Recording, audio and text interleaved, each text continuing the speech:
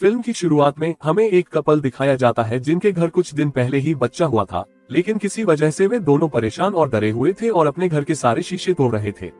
बच्चे की माँ अपने बच्चे को झूले में लिटाकर किसी काम से बाहर चली जाती है।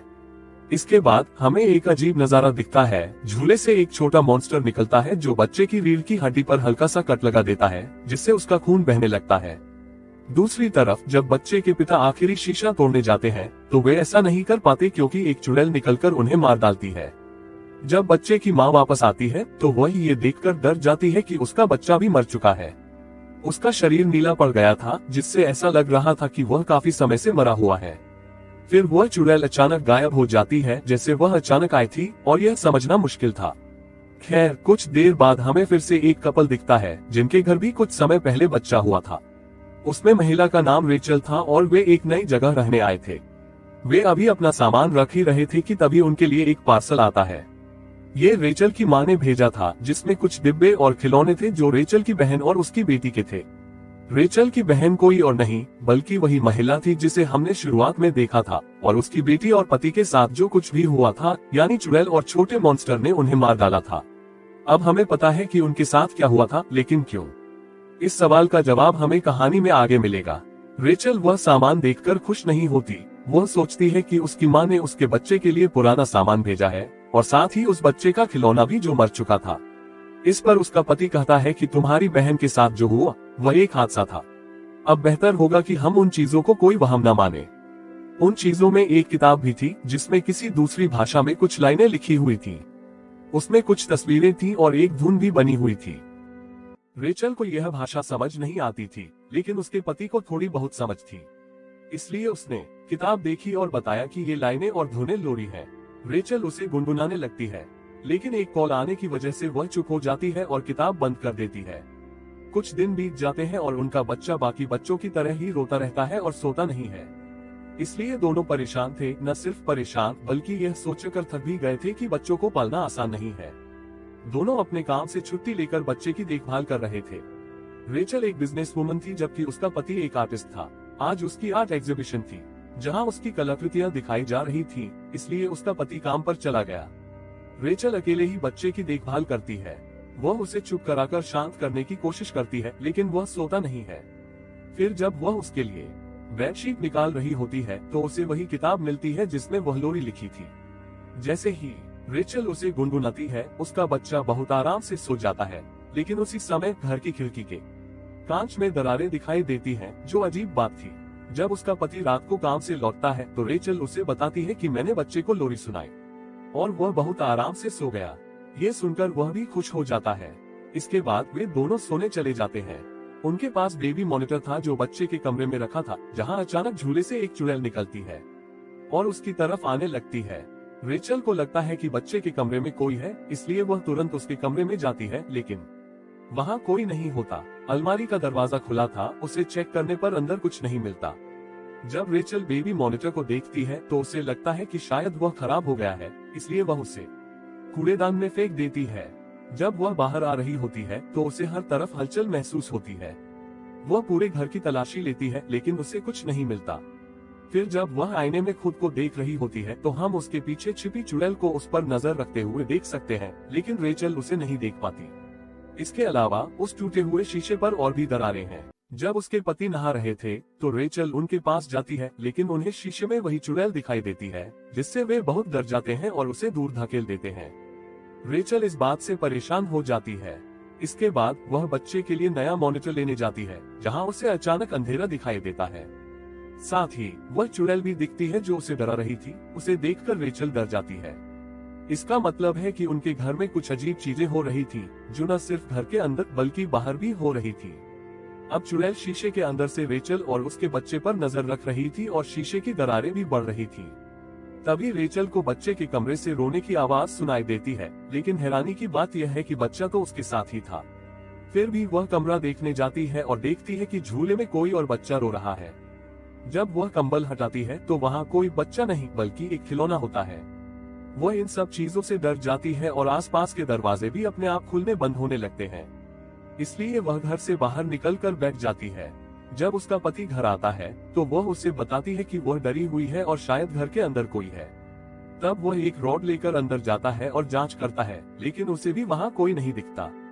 लेकिन जल्दबाजी में उसका तोता पिंजरे से बाहर निकलकर उड़ने लगता है और गलती से वह तोते को मार डालता है। वह तोता बचपन से ही उसके साथ था, इसलिए वह दुखी हो जाता है। तभी रेचल आकर उसे संभालती है और कहती है कि शायद यह मेरी गलती है, मैं भी अपनी बहन की तरह पागल होती जा रही हूँ। इस पर वह उसे समझाता है कि इसमें तुम्हारी कोई गलती नहीं है। तुम्हारी बहन पूरी तरह पागल हो गई थी, जिसने हफ्तों तक अपने बच्चे के शरीर को ढंक कर रखा था। तुम बिल्कुल वैसी नहीं हो, इसलिए चिंता मत करो। अब वह बताती है कि उसे चुड़ैल जैसी एक औरत दिखाई देती है जो उसे डराती है। इस पर उसका पति रेचल को उसी किताब में एक औरत दिखाता है और पूछता है, क्या ये वही औरत है? क्योंकि नहाते समय उसने भी THS देखा था और किताब में दिख रही औरत कोई और नहीं बल्कि वही चुड़ैल थी। दोनों बहुत टेंशन में आ जाते हैं, लेकिन फिर तय करते हैं कि जो भी हो वे मिलकर इसका सामना करेंगे और इसे खत्म करेंगे। रात में जब रेचल का पति सो रहा था तो उसे अपने बच्चे के रोने की आवाज सुनाई दी। वह नींद से जागकर बच्चे को चुप कराने के लिए घर से बाहर उस जगह गया जहां उन्होंने किताब फेंकी थी। असल में रोने की आवाज उसी किताब से आ रही थी जो उन्हें अपनी ओर बुलाना चाहती थी। फिर उसका पति किताब लेकर वापस आ जाता है। सुबह जब रेचल सो रही थी और उसका बच्चा उसके पास था तो बच्चा अचानक गायब हो गया।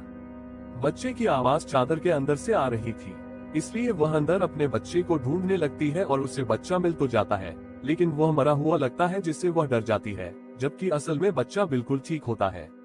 ये देखकर उसे राहत मिलती है। अगले दिन उसका पति बच्चे को लेकर चला जाता है क्योंकि रेचल को किसी जरूरी काम से जाना था। रेचल का पति एक चर्च जाता है जहां उसकी मुलाकात एक पादरी से होती है। दूसरी तरफ रेचल एक मेंटल हॉस्पिटल जाती है जहां उसकी बहन भर्ती थी। रेचल का पति पादरी को सब कुछ बताता है कि उसे किन हालात का सामना करना पड़ा और वह किसी ऐसे ओझा या तांत्रिक के बारे में पूछता है जो भूतों को काबू करने में माहिर हो, ताकि उसे कुछ मदद मिल सके। ये सब सुनकर पादरी उसे बताता है कि रेचल की बहन भी ठीक यही पूछने आई थी और अब वह किताब देखकर उसे इसके बारे में बताने लगता है। वहाँ रेचल भी अपनी बहन को सब कुछ बताती है। ये सुनकर वह पूछती है कि क्या तुमने वह लोरी गाई थी? रेचल जवाब देती है, हाँ। ये सुनकर उसकी बहन डर जाती है और कहती है, मैंने उन चीजों को इसलिए बंद करके रखा था ताकि कोई उन्हें पा न सके, लेकिन वे तुम्हारे पास पहुंच गई और तुमने लोरी भी गा दी, इसलिए अब बहुत बुरा होगा। अब रेचल की बहन और पादरी उस किताब के बारे में बताना शुरू करते हैं, जिससे चुड़ैल और लोरी की कहानी सामने आती है। जैसा कि हम जानते हैं कि दुनिया बनने से पहले भगवान ने सबसे पहले आदम और ईव को बनाया था, लेकिन कई लोग कहते हैं कि उनसे पहले भगवान ने लिलिथ नाम की एक औरत को बनाया था जो बहुत खूबसूरत थी। आदम ने एक खास तरह की लोरी बनाई थी जिसे सुनकर लिलिथ हमेशा उसके पास चली आती थी। लिलिथ उसके साथ रहना चाहती थी, लेकिन ईव की वजह से वह उसके साथ नहीं रहना चाहती थी। लिलिथ की इस गलती के कारण उसे उस जगह से निकालकर जंगल में छोड़ दिया गया। इसके बाद वह जंगल में भटकती रही और भेड़ियों के साथ रहने लगी। फिर उसने एक ऐसे बच्चे को जन्म दिया जो किसी भी तरह से इंसान जैसा नहीं दिखता था। वह सामान्य नहीं थी क्योंकि वह बस थोड़ी सी इंसान थी और बाकी सब भेड़िए जैसा था। जब आदम और ईव के बच्चे पैदा हुए तो वे इंसान और सुंदर थे, इसलिए लिलिथ को उनसे जलन होने लगी। इसीलिए उसने उनके बच्चों को चुराना शुरू कर दिया। ये सिलसिला पीढ़ी दर पीढ़ी चलता रहा। इस पीढ़ी में कोई खास बच्चा नहीं था, बल्कि वे सभी इंसान थे जो आदम और ईव से पैदा हुए थे। इस वजह से आदम ने भगवान से प्रार्थना की और उसे जंगल में फेंक दिया। जहाँ तक लोरी ललेबाई की बात है तो ये शब्द लिलिथ से बचाने के लिए आया था। इसका मतलब है कि यह एक ऐसी लोरी थी जो बच्चों को लिलिथ से दूर रखती थी। माँ एक सामान्य लोरी गाकर अपने बच्चों को लिलिथ से बचाती थी, लेकिन लिलिथ चालाक थी, इसलिए उसने यहाँ एक चाल चली। उसने आदम की खास लोरी उठाए और उसमें कुछ बदलाव किए। इसे पढ़ने पर वह फिर से जाग जाएगी, वह वापस आ जाएगी और यही कारण है कि जब कोई ये लोरी गाता है तो वह अभी भी बच्चों को ले जाने में सफल हो जाती है। उसकी बहन कहती है कि मैं तुम्हारे बच्चे को बचा सकती हूँ, बस मुझे यहाँ से बाहर निकालो, और इसके लिए रेचल मान जाती है। वहाँ रेचल का पति उस पादरी से मदद मांगता है, जिस पर वह कहता है कि ये सिर्फ कहानियां हैं, यह एक झूठी कहानी है, ये सच नहीं है, इसलिए मैं तुम्हारी मदद नहीं कर पाऊंगा और तुम भी आराम करो। लेकिन उसका पति गुस्से में चला जाता है। घर पहुंचने पर उसे पता चलता है कि बाथरूम के सभी नल खुले थे और उनसे पानी बह रहा था। वह अपने बच्चे को कमरे में छोड़कर वॉशरूम का दरवाजा बंद करने जाता है, लेकिन दरवाजा अचानक बंद हो जाता है और बच्चा अकेला रह जाता है। तभी लिलिथ का बच्चा, जो एक मॉन्स्टर जैसा दिखता है, उसके पास आता है। शुरुआत में झूले के पास जो मॉन्स्टर बच्चा दिखा था जिसने बच्चे का सिर काट दिया था, वह भी लिलित का ही बच्चा था। उसे भी इंसानी बच्चे पसंद नहीं थे, इसलिए वह रेचल के बच्चे के सामने कांच का एक बर्तन तोड़ देता है।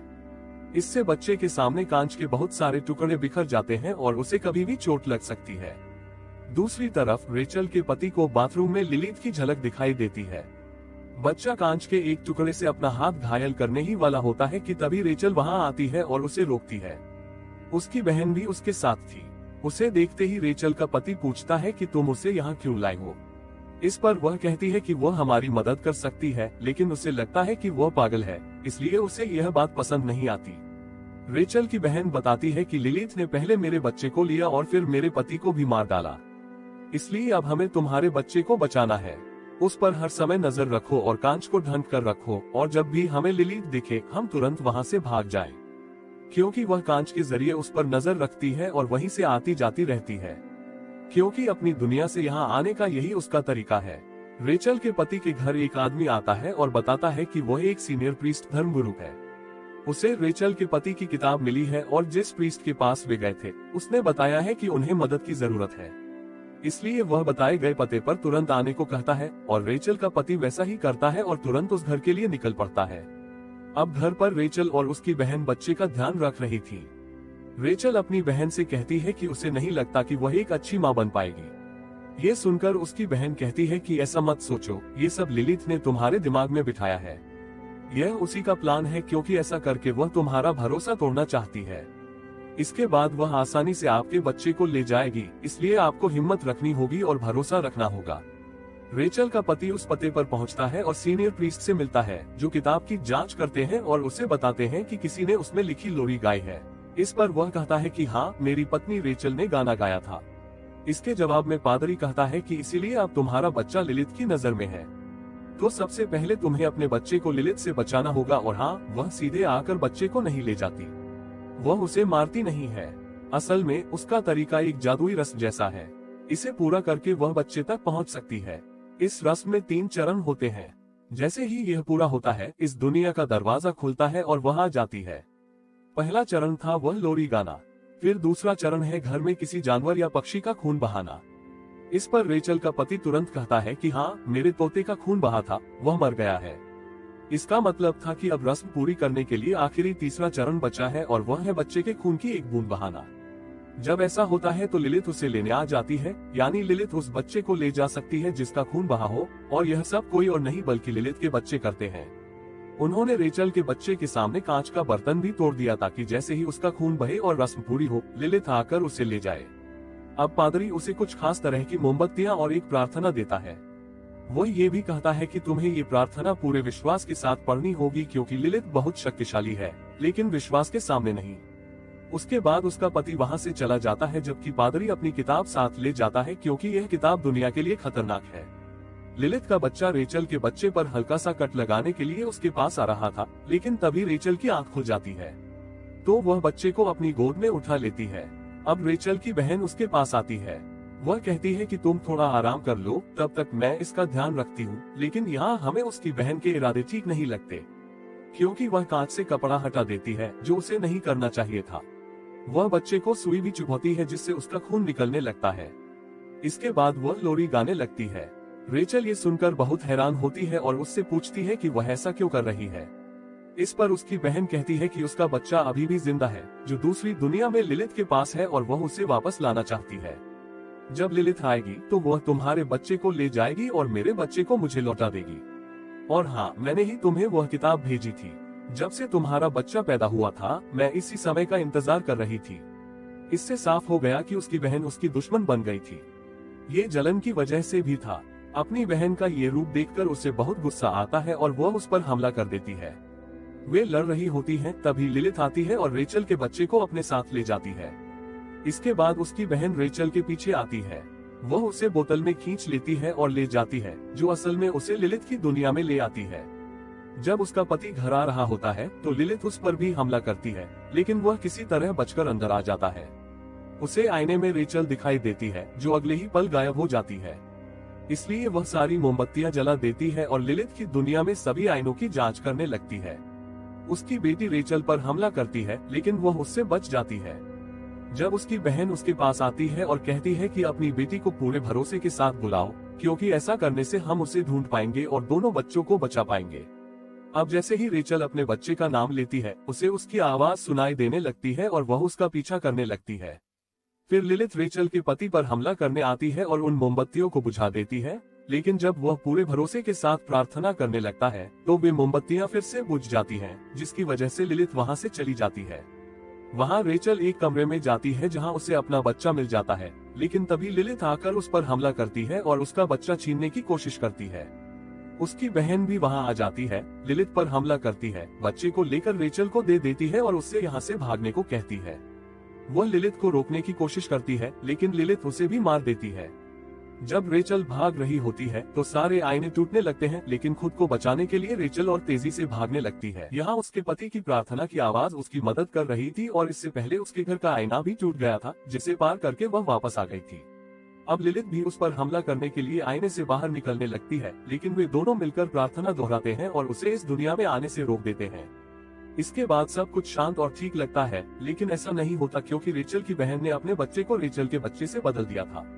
इसका मतलब है कि रेचल ने जिस बच्चे को बचाया था वह उसका नहीं बल्कि उसकी बहन का था, और जब वह बच्चे को देखती है तो पता चलता है कि वह सच में उसकी बहन का बच्चा है, जबकि उसका अपना बच्चा अभी भी लिलिथ की दुनिया में है, जिससे वह दुखी हो जाती है।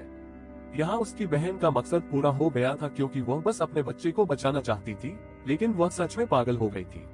इसमें कोई शक नहीं कि वह एक माँ थी, लेकिन उसने ये ध्यान नहीं रखा कि उसकी बहन भी एक बच्चे की माँ है। इसके बाद हम देखते हैं कि रेचल का पति वह किताब चुराकर रेचल के पास लाता है, क्योंकि अब वे अपने बच्चे को वापस लाना चाहते थे और लिलिथ की दुनिया में जाना चाहते थे, लेकिन अब उन्हें न सिर्फ लिलिथ का बल्कि किसी और का भी सामना करना होगा। एक नई चुड़ैल बनने वाली थी और वह कोई और नहीं बल्कि रेचल की बहन थी। अब वह रेचल के बच्चे के रूप में थी, जिसका मतलब था कि हालात पहले से भी ज्यादा बुरे और खतरनाक होने वाले थे। ये कहानी का भयानक अंत